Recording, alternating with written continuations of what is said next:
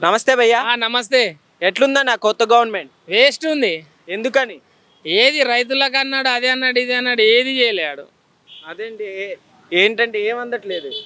రైతు బంధు అనట్లేదు, రుణమాఫీ అందట్లేదు. ఇస్తున్నాం అంటున్నారు కదా, అది మాటలే. 24 hours కరెంట్ అన్నారు కదా. ఏమీ లేదు, మా చేను మొత్తం ఎండిపోయింది. చేనుకి పోవాలంటేనే భయం అవుతుంది మొత్తం. చేనుకి వెళ్ళకుండా ఇక్కడ కూర్చున్నారు. చేనుకి వెళ్ళకుండా ఇక్కడ హైదరాబాద్కి వచ్చినాం. ఎక్కడన్నా మంది? మహబూబ్ వన్ జిల్లానే, రేవంత్ రెడ్డి జిల్లానే మరి. రేవంత్ రెడ్డి గారి జిల్లానే. పథకాలు అందుతున్నాయా మరి? ఏది అందుతలేదు అసలు. ఫ్రీ బస్సు అది అందుతుంది. ఫ్రీ బస్ కొట్లాట పెడుతున్నాడు భార్య భర్తలకు బాగా. మొత్తానికి ఎట్లుంది?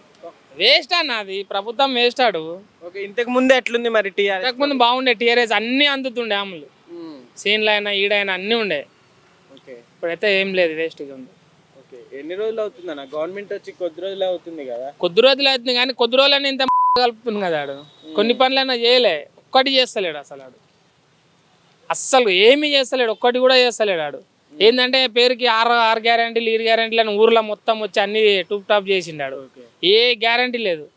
ఇప్పుడు మరి వరదలు వచ్చి చాలా చోట్ల కొన్ని గ్రామాలు కొట్టుకుపోయిన పరిస్థితి చూస్తున్నాం కదా తెలంగాణలో. సో ఎట్లుంది మీ సైడ్? సహాయక చర్యలు ఏమన్నా చేపట్టారు? అటు సైడ్ ఎట్లుంది? వర్షాలు పడే ఇబ్బందులు పడ్డారా? కొంచెం ఇబ్బందులు పడ్డారు కానీ ఇంకా టీఆర్ఎస్ వాళ్ళు వచ్చే అది సాధిస్తారు కానీ కాంగ్రెస్ వాళ్ళు ఎవరు రావట్లేదు అక్కడ. రావట్లేదు అంటారు. లేదు. ఏం చెప్తారన్న తెలంగాణ ప్రజలకు? ఏం లే అన్న, ఇంకా మంచిగా చేయలే ప్రభుత్వం అనేది.